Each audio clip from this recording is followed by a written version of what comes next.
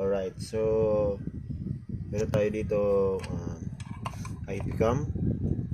So ito yung ayun. Yung model niya is V360. So wala dito So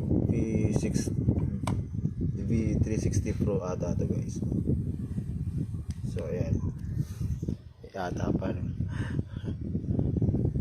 Ayan guys. So ngayon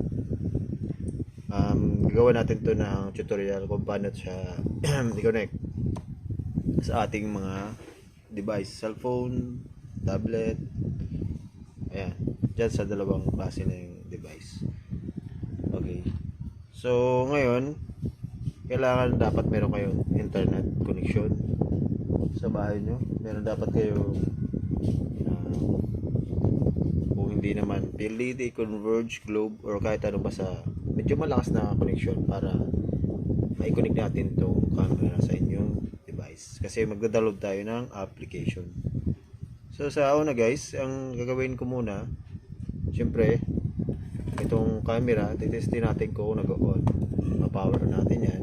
Ito yung kasama niya sa box. So marami sigurong nahihirapan sa pag-configure nito, no?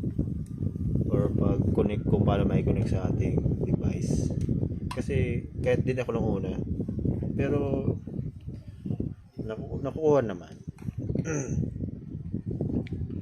So yung gamit ko na hindi ganitong model, pero na-try ko na to. Ngayon itatry ulit natin siya.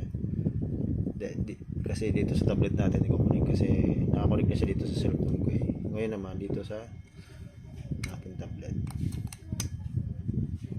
Tablet pala ng analysis ko. Sorry. So may nag-request kasi nahihirapan daw si boss. Ayan. Try natin siyang gawa ng tutorial. Okay, saksak lang muna natin sa power outlet. Alright. So 5 volts lang to guys. Pwedeng charger ng cellphone ipa-power dito. So may saksakan siya ng memory card dito para may yung recording nyo doon pwede mo i-save, or alam ko mayroon ding option para ma-save mo siya sa device mo, sa gamit mo na tablet or cellphone. Doon mo siya i-record. So parang may dalawang option siya. Ayan, mamaya titingnan natin. Alright. So meron ako dito mga card na available. So meron alam mo yung 64 gig niya 15 days mag-record.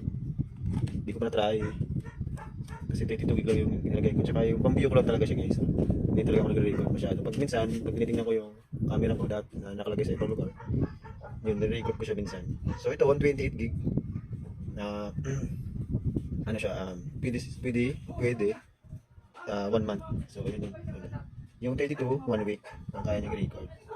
Okay, so ganito guys ang gawin yung bilhin nyo. So yung mga excuse me, ganito yung kulang adapter, yung saksakan ng memory card. Ito yung magandang klase na memory card, na SD card. Alright, so ayan. Ngayon try natin siya. Ayan, meron kasi ako dito mga kasi paninda ko ito mga flash drive. So diretso na diretso na yung endorsement. Ano ba tawag dyan? So yun na yun guys, diretso na yung vlog. Okay, so ngayon tatry natin siya i-open kung gumagana ka. Balik tayo dito na camera. So ganun, nakatasaksakan ito yung camera natin. Ayan, dito silalim. Ayan, 5 volts.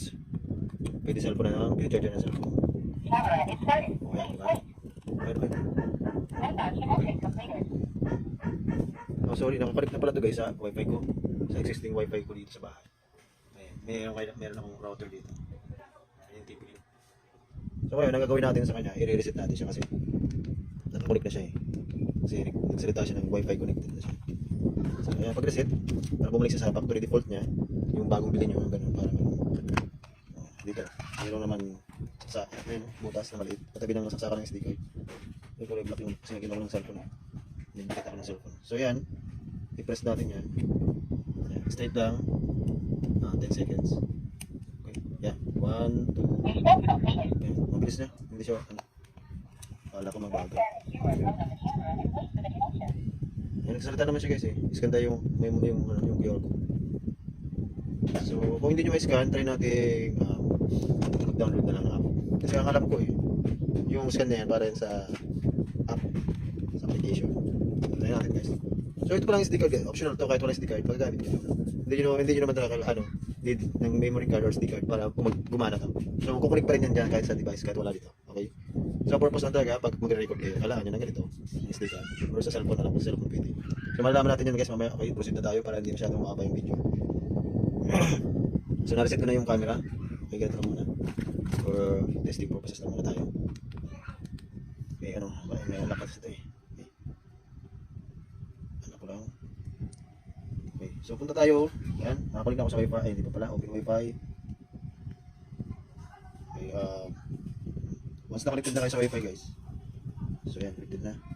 Meron tayong connection. Kung may QR code kayo, diretso na dito guys sa QR code, no? So yun naman po. So this tutorial is gagawin natin muna. Try natin kung gagana ito. Download tayo ng app. So open Play Store. Dapat may account kayo, Google account, para maka-open kayo ng Play Store. Kasi ilalagay nyo yun dyan eh, para maka-download kayo ng application. Hindi kayo maka-download dito guys pagka wala kayong account or Google account. Ayan. So type natin P360 Pro. Ayan. Ito. Alright, ayan. Meron siya sa Play Store. So install. Dito install. So yung purpose nito guys, kahit hindi na natin nakakala sa ilang ko yung QR code para sa yun, sa application, i-redirect kayo dyan para ma-download yung app.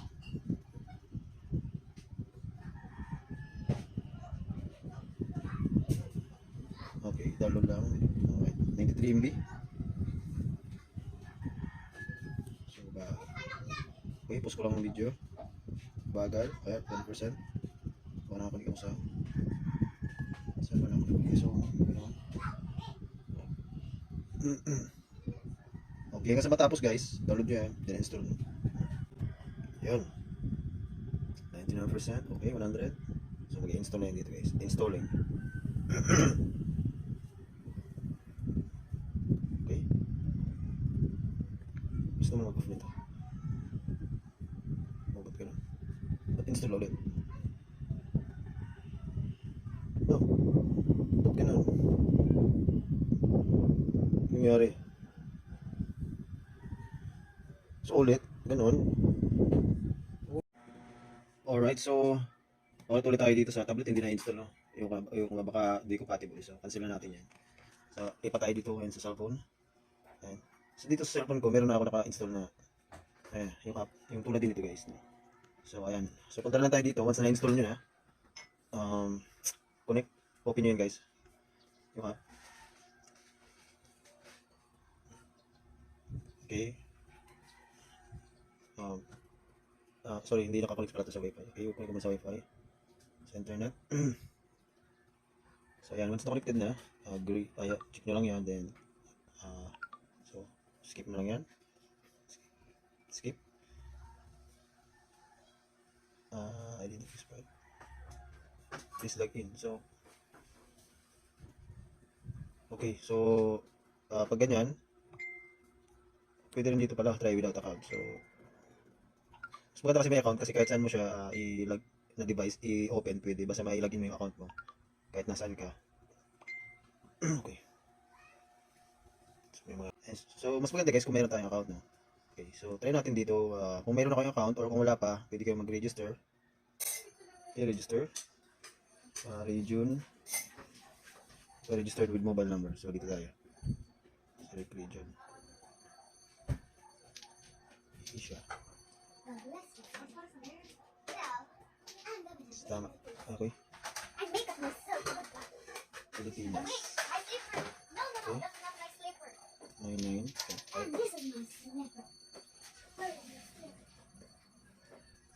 Okay, next. So may darating na code sa inyong cellphone kung saan nakasi-insert yung SIM card na yan. Dapat gamit nyo yun guys, o nasa inyo yung SIM card bago nyo ilagay yan dyan. Okay. So ilagay nyo yung code.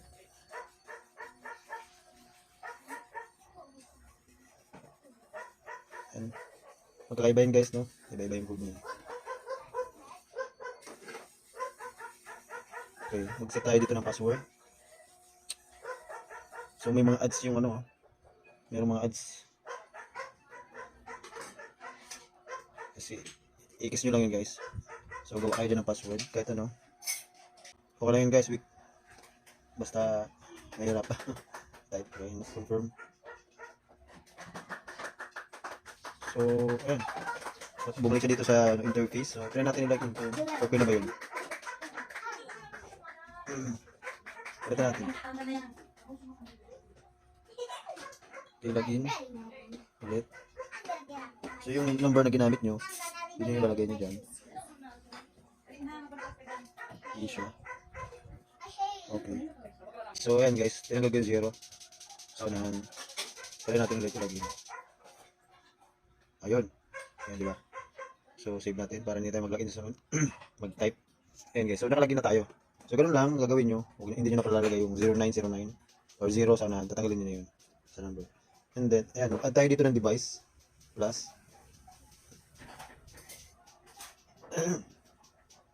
So, ayun nga. Meron siyang QR code. Kailangan talaga. Kailangan yung i-scan yung code.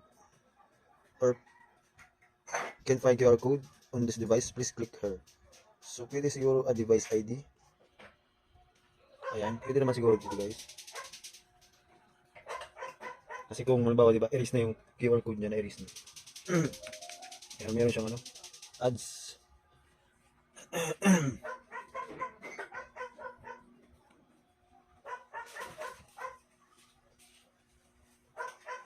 So, pangit kasi may ads. Ito yung mga gamit guys. Pero ko lang yan. So, ulitin natin. Device. At may password. Device ID. Hello guys, dito naglaro pala ako ng mas dahil sobrang lungkot ko ngayon at kailangan ko na magkausap. Tapos dito guys, may biglang lumapit sa akin na magandang Ayun, babae. may mga ads siya. X nyo lang yun. Ito pa, meron pa. X. Then, dati wala naman yun eh.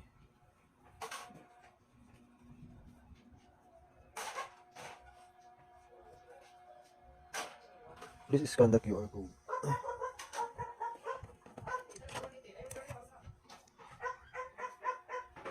Ito yung number niya. Pero itong number niya, ito yung ID niya. So, try natin dito input kung gagana siya. Yung number na to, 697 dito sa device ID. Sa scan, please scan QR code. So, try natin yung guys na. 69 741 928.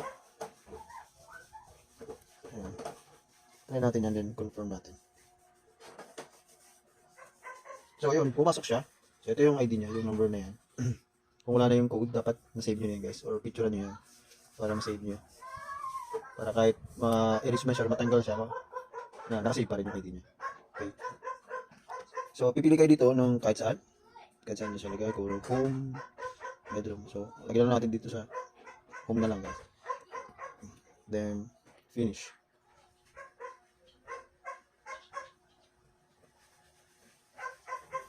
Okay, X natin to.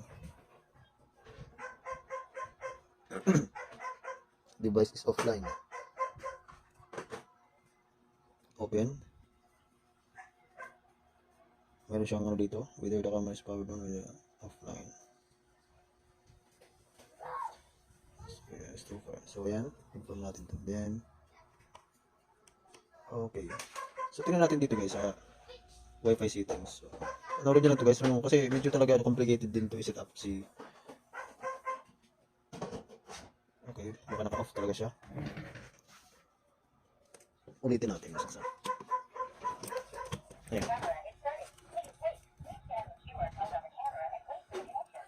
Okay. So ayan guys, ito na siya no. Yung kanyang Wi-Fi. Lumalabas yung Wi-Fi niya dito sa ating Wi-Fi settings. Pag ino nyo yan, makikita nyo to guys. Ito yung ID nyo, 697419228. So click nyo dito guys. Connect kayo dyan. Ayan. So once na connected na yan, ayan. I-relect na siya dun sa ano. Connect nyo lang. Dun sa app. Tapos, ayan, off nyo lang yan. Diba, no internet access kasi wala nga pa naman yung internet. So, pupunta kayo dun sa application niya. Okay. So, ito yung application. Open natin yan. Okay, ito sa taas, pinutin nyo itong continue to app, B382 Pro. Ayan, tingnan nyo. Okay, please set password to your device, better privacy. So, humingi siya ng password. Okay, lagyan ko lang. Kahit ano guys, no?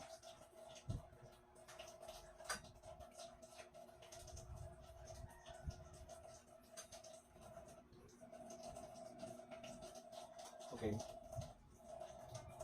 So, yung requirements niya, gusto niyo humingi ng ayan, mas ano siguro kailangan niya ng malaking liter sa unahan. So, capital yung liter niya. Eh, ganun. Okay. So, dito lang natin guys, pakita ko sa inyo para mas malinaw.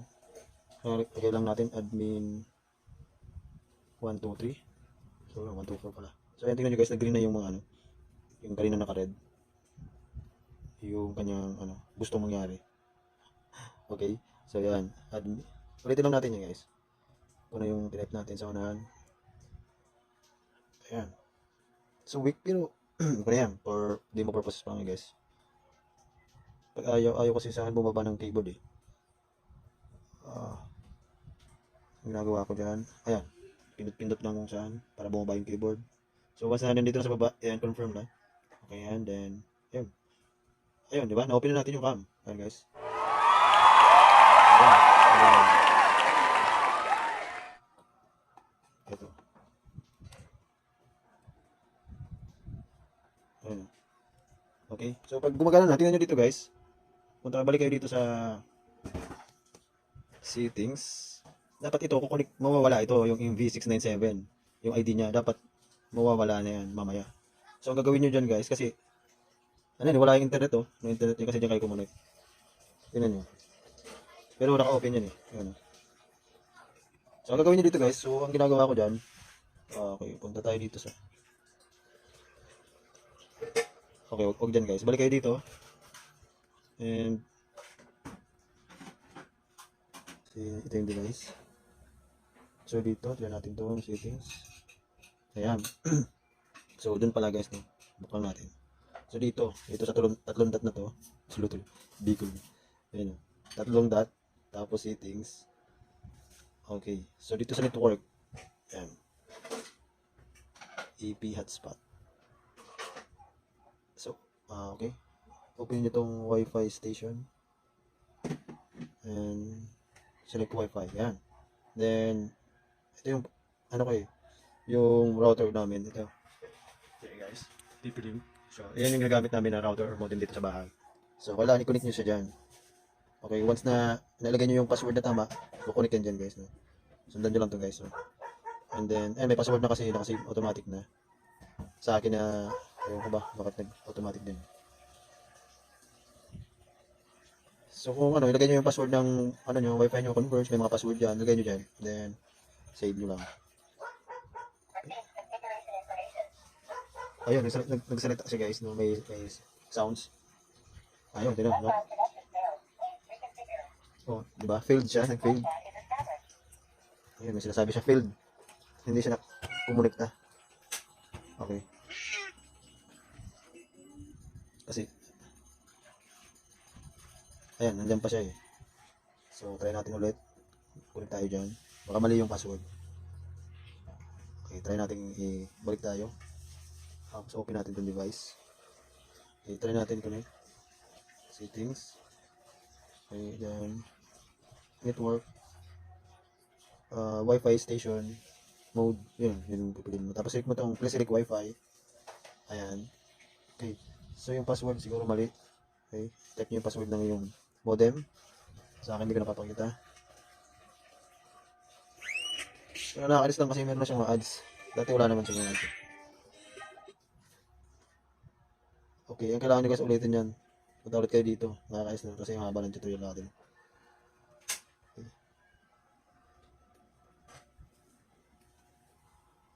Lagyan nyo yung tamang password ng modem nyo. So, once natama yung password ng modem nyo,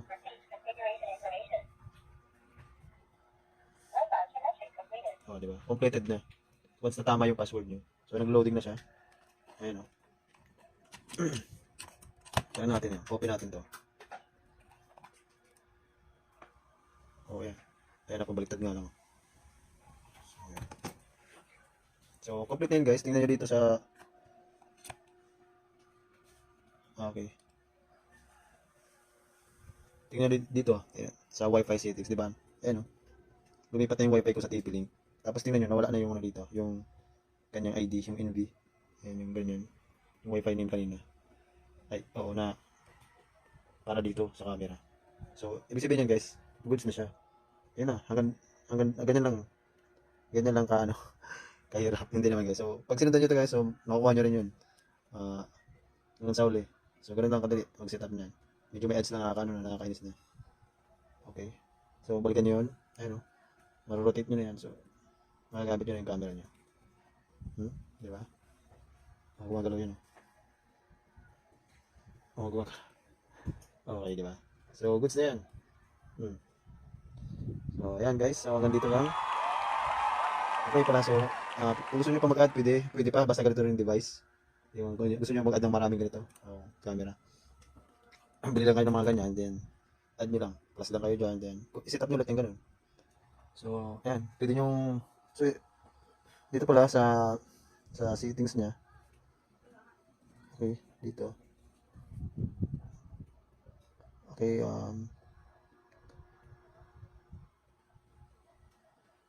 so dito sa yung save pag magpe-play kayo. Ano niyo lang guys, pag magre-review kayo ng ano. Ng yung record or magre-record kayo. So diyan, tapos ito record. Yan. Pwede kayo magsalita. Ayan. Ano nyo lang yun guys, long press nyo lang. Hello? Nag-i-echo kasi magkalapit lang sila. So, tingnan nyo may ads na siya ngayon, no? Dati wala naman yung ads. Okay. Then, ayan, record. Pag nag-record kayo, try natin mag-record. So, nag-record na siya. Ayan, 5 seconds, 6. Wala itong memory card, diba? Ayan, wala siya memory card. So, tingnan natin dito kung mag-record siya dito sa phone. Okay, stop natin yung record. The video has been saved. So, replay. Ayun, wala siyang no record. Wala siyang SD card. Pero tingnan natin dito sa gallery guys, ng inyong cellphone.